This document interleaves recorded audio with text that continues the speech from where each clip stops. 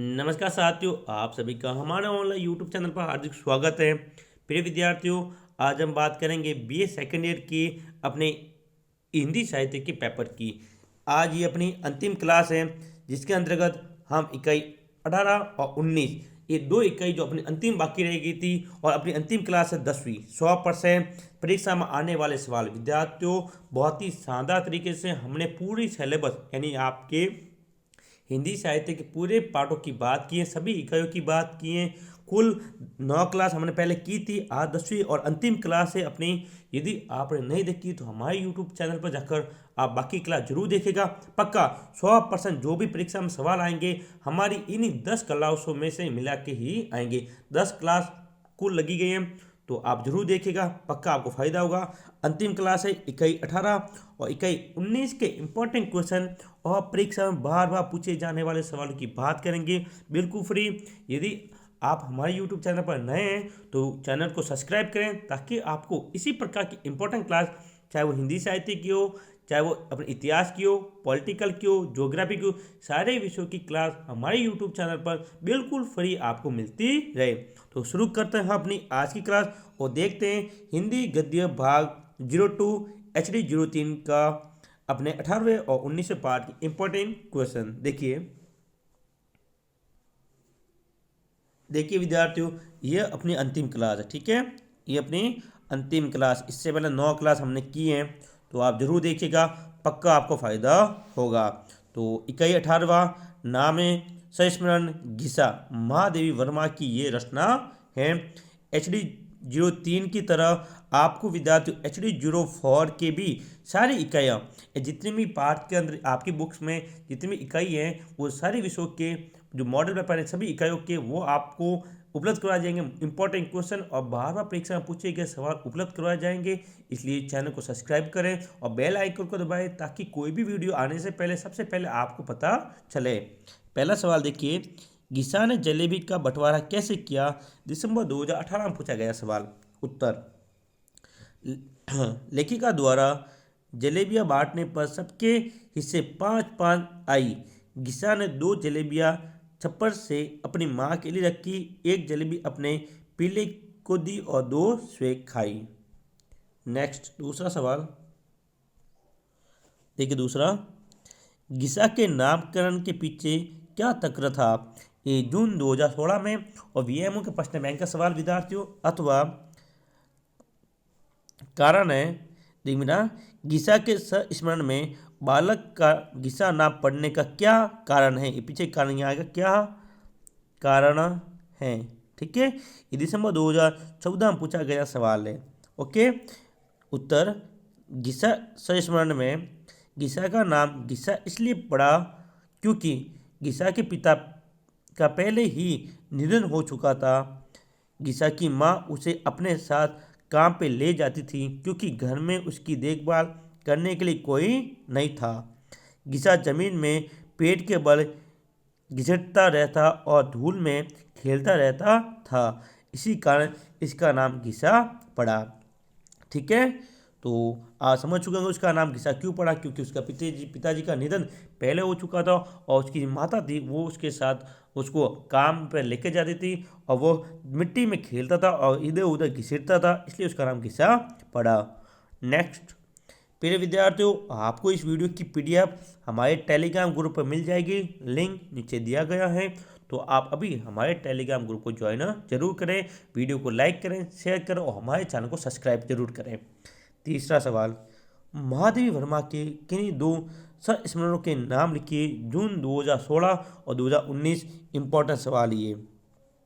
महादेवी वर्मा की स्मृति की रेखाएं, अतीत के चलचित्र और पथ के साथी, इन तीनों रचनाओं में उनके संस्मरण नहीं थे। कौन कौन सी? एक तो है स्मृति की रेखाएं, अतीत के चलचित्र और पथ के साथी। दलित और पिछड़ा हुआ मानकर हम जिन व्यक्तियों की उपेक्षा करते हैं, महादेवी ने अपनी विराट सहानुभूति के सहारे उनके अंतर को सजीव रूप से प्रकट किया, जिनमें कहीं कहीं दबा हुआ विद्रोह भी मुखरित हुआ है। आगे नेक्स्ट, प्रिय विद्यार्थियों, मैं आपको बता दूं, ये अपनी अंतिम क्लास है। इससे पहले हमने 9 क्लास की हैं, प्ले लिस्ट बनाई हुई है। आपने नहीं देखी तो अभी हमारे यूट्यूब चैनल पर जाकर आप 1 से लगाकर 17 पार्ट तक, 1 से 17 इकाई तक की अपनी 9 क्लास जरूर देखिए। पक्का 100% सवाल इन्हीं ही क्लासों में से पूछा जाएगा। 100%, 99 भी नहीं, 100% सवाल इन्हीं ही क्लासों में आएंगे, आप देख लेना। 94वां सवाल, गिसा का पालतू पशुओं के प्रति प्रेम दर्शाने वाला उदाहरण बताइए। जून 2018। एग्जाम्पल, जब गिसा ने अपनी 5 जलेबियों को बंटवारा इस प्रकार किया कि 2 माँ के लिए, 2 खुद खाई और 1 अपने पिल्ले को खिला दी, तो उससे पूछा गया और चाहिए, तो गिसा ने जवाब दिया कि एक और दे सकेंगे, तो उसने कहा कि पिल्ले को 1 कम मिली है। इस तरह गिसा का पालतू पशुओं के प्रति प्रेम नजर आया है। यानी कि जब उसको 5 जलेबियाँ दी गई थी तो 2 तो खुद खाई थी, 2 उसने अपनी माँ की रखी थी, लेकिन 1 उसका जो पालतू पिल्ला था उसको खिलाई थी। लेकिन जब उसको 1 और पूछा गया मिलने के लिए, तो उसने कहा 1 और मिलेगी तो वो भी अपने पिल्लों को खिला देगी, क्योंकि उसके भी कितनी हो जाएगी, 2 हो जाएगी। नेक्स्ट 5वां सवाल, स्मृति की रेखाएं कृतगंध की कौन सी विद्या में सम्मिलित हैं? इस कृति के रचयिता कौन है? दिसंबर 2018। तो स्मृति की रेखाएं कीर्ति स्मरण की विद्या की रचना है। इसकी रचयिता महादेवी वर्मा है। कौन है विद्यार्थियों? महादेवी वर्मा। अब है इंपॉर्टेंट क्वेश्चन विद्यार्थियों, मैं बता दूं, पहला सवाल वेरी वेरी वेरी 100% इंपॉर्टेंट करो। वेरी कितना इंपॉर्टेंट करोगे इसको? Very very very important. देख लो, गिसा के व्यक्तित्व का परिचय दीजिए। कितनी बार पूछा गया है? जून 2017, दिसंबर 2019, जून 2019, जून 2018, जून 2016, दिसंबर 2014। इतनी बार ये सवाल पूछा गया है विद्यार्थियों। 100% छपने वाला, वेरी वेरी इंपॉर्टेंट है। आप इसको अच्छी तरह से याद करके जाएं, गिसा के व्यक्तित्व किस प्रकार का था। ठीक है, समझ में आ गया होगा। बहुत इंपॉर्टेंट सवाल अपना ये पहला। आप स्क्रीनशॉट ले सकते हैं। वीडियो की पीडीएफ आपको टेलीग्राम पे मिलेगी, लिंक नीचे दिया गया है, जरूर ज्वाइन करें। अथवा गिसा की चारित्रिक विशेषताओं का वर्णन कीजिए, ईवीएमओ के प्रश्न बैंक का सवाल। अथवा गिसा संस्मरण के पात्र गिसा के गुणों पर प्रकाश डालिए। ये दोनों सवाल इसके अंतर्गत आ गए। ठीक है ना, आप जब ये ऊपर वाला सवाल याद करोगे, ये पहला सवाल, ये दोनों सवाल इसके अंतर्गत आ चुके हैं। तो बहुत इंपॉर्टेंट है, अच्छी तरह से याद करके जाए। अगला, गिसा की गुरु भक्ति पर एक टिप्पणी लिखिए। ये दिसंबर 2017 और 2015 और वीएमओ के प्रश्न बैंक में पूछा हुआ सवाल है, इंपॉर्टेंट। तीसरा, महादेवी कृत गिसा कहानी की विषय वस्तु का वर्णन कीजिए 200 शब्दों में, दिसंबर 2018 में पूछा गया सवाल। ठीक है, तो ये थे हमारी इकाई 18 के इंपॉर्टेंट क्वेश्चन, जिनकी हमने विद्यार्थियों यहाँ पर बात की है। अब हम बात करेंगे अपनी अंतिम इकाई, आपके पाठ की HD 03 हिंदी साहित्य की अंतिम इकाई है, वो है 19वीं। ठीक है ना, जो कि रागे राघव द्वारा रचित है। 19वीं इकाई, उसकी बात करेंगे। और पहला सवाल आपके सामने है, देखिए पहला सवाल है, अदम्य जीवन के रचनाकार का नाम उल्लेख कीजिए। दिसंबर 2018 और वीएमओ के प्रश्न बैंक में पूछा हुआ सवाल। उत्तर, अदम्य जीवन, क्यों? अदम्य जीवन रागे राघव का युपोताज्र है। उनके युपोताज्र संग्रह तूफानों के बीच से संकलित किया गया है। नेक्स्ट, दूसरा सवाल है, पाठ्यक्रम में निर्धारित रागे राघव का नाम लिखिए, ये उसकी विद्या का प्रकार बताइए। ये दिसंबर 2019 में पूछा गया सवाल है। तो रचना कौन सी है? अदम्य जीवन। और विद्या कौन सी है? युपोताज्र। ठीक है ना, युपोताज्र। तीसरा, अदम्य जीवन में बंगाल की किस घटना का वर्णन है? ये वीएमओ के प्रश्न बैंक का सवाल। उत्तर, अदम्य जीवन में बंगाल के अकाल महाविनाश की घटना का वर्णन मिलता है। आगे, प्रिय विद्यार्थियों, यदि आपको हमारा वीडियो अच्छा लगे, वीडियो को लाइक करें, शेयर करें और हमारे चैनल को सब्सक्राइब जरूर करें, ताकि आपको इसी प्रकार की इंपॉर्टेंट क्लास आपके बीए सेकेंड ईयर की हमेशा आपको मिलती रहे, और फाइनल में जब आप आ जाओ पास होकर, तो अगले साल भी आपको इसी प्रकार की इंपॉर्टेंट क्लास हमारी चैनल के द्वारा मिल सके।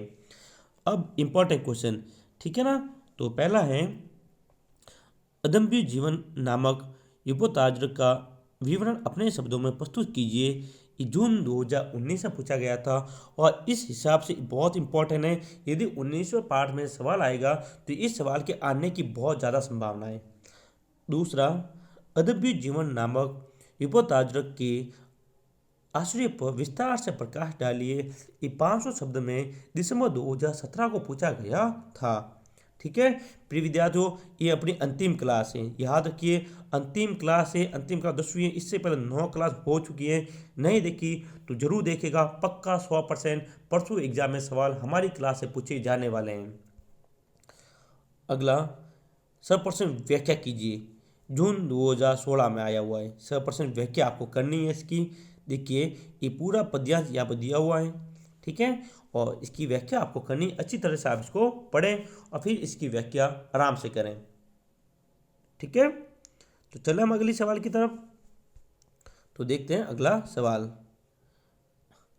तो देखिए अगला सवाल 4 नंबर अपना, राघव के व्यक्तित्व का वर्णन कीजिए। यानी जो राघव था उसका व्यक्तित्व किस प्रकार का था उसका वर्णन करना है। ये दिसंबर 2014 में पूछा गया था, और ये आपकी किताब का अंतिम सवाल था। इसी के साथ HD 03 अपनी पूरा पाठ्यक्रम यानी संपूर्ण पाठ्यक्रम की हमने यहाँ पर बात की है, और यहाँ पर आपकी पूरी क्लासें खत्म होती हैं। अंतिम क्लास का ये अंतिम सवाल था, और यदि आपने VMO कोटा के उत्तर सहित मॉडल पेपर नहीं खरीदे, जरूर खरीदे। यकीन मानिए ये मॉडल पेपर आपके एग्जाम में रामबाण साबित होने वाले हैं। मात्र 51 रुपये, बहुत कम है। आप अपने दोस्तों के साथ ऐसे खर्च करते हो तो 51 रुपये में मॉडल उत्तर सहित मॉडल पेपर जरूर खरीदिए। मॉडल पेपर खरीदने के लिए आप हमारे नंबर 9680036006 से व्हाट्सएप मैसेज करें। विद्यार्थियों क्या करें, व्हाट्सएप मैसेज अभी करें, ठीक है ना, और उत्तर सहित मॉडल पर जरूर खरीदना, पक्का आपको फायदा होगा। मात्र 51 रुपये में सारे विषयों के, एक विषय के नहीं सारे विषयों के 51 रुपये हैं। यकीन मानिए बहुत ही अच्छे बनाए गए हैं, पक्का फायदा होगा। तो ये थी अपनी आज की अंतिम क्लास, और इसी के साथ अपनी 9 क्लास 10वीं क्लास खत्म हुई है, और 9 क्लास मैंने पहले डाली थी। यदि नहीं देखी तो आप अभी हमारे यूट्यूब चैनल पर जाकर जरूर देखेगा। और मेगा क्लास बहुत ही जल्द, कल आपको मेगा क्लास मिलने वाली है। मेगा क्लास याद रखें, हिंदी साहित्य की मेगा क्लास बहुत ही जल्द आपके सामने प्रस्तुत होने वाली है। तो दिल थाम के रखिए, बहुत ही जल्दी हम मिलने वाले हैं मेगा क्लास के साथ। यदि वीडियो को आप लाइक करें, शेयर करें और हमारे चैनल को सब्सक्राइब जरूर करें। जय हिंद, जय भारत। जल्द ही मिलेगी मेगा क्लास 1 HD 03 हिंदी साहित्य का चुपड़ा साफ BA सेकेंड ईयर की। तो चैनल को सब्सक्राइब करें ताकि जल्दी आपको मेगा क्लास मिल सके। ठीक है।